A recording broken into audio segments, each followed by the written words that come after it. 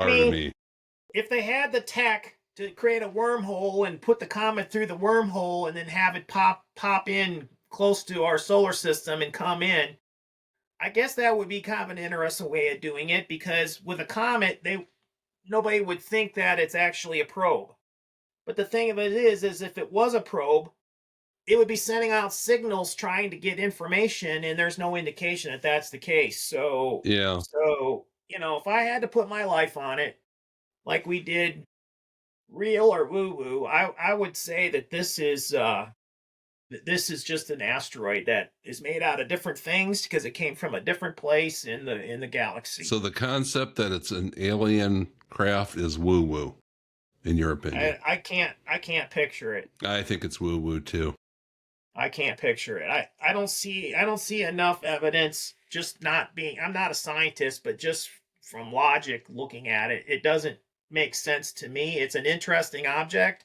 I Mm-hmm. think we're going to find more and more of them because there are so many different satellites up in the sky, and then there's actually satellites that are going around Mars and other planets, and actually they're getting some of the data they've gotten from this comet are from probes that are like circling Mars and other places.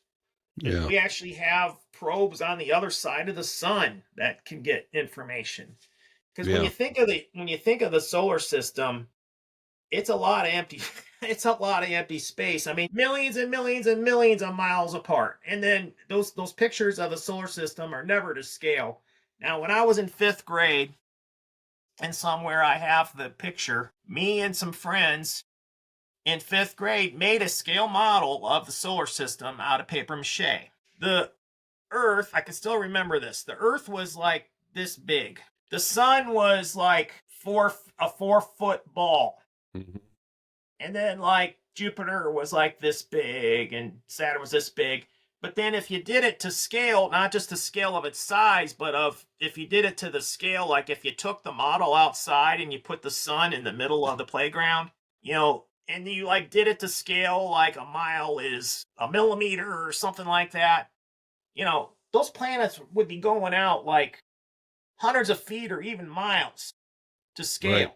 That's the distances that we're talking about here. Yeah. I mean, you got a big, huge planet, Jupiter, flying out there, and that is millions and millions of miles away from us, further away from the sun, but yet that big, huge planet just keeps going, just keeps going. In fact, we're lucky to have a big planet like Jupiter, because since it's so big, all these comets and rocks that are flying in space tend to hit Jupiter because Jupiter's big.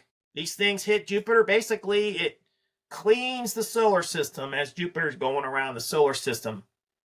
Rocks and stuff that are trapped in Jupiter's gravity hit Jupiter and incinerate. Each one of those that's happened through these millions of years has saved Earth. So if you're a believer and you believe that God created the Earth in 6,000 years ago, then that means that the history that we see of the universe has been kind of like set up.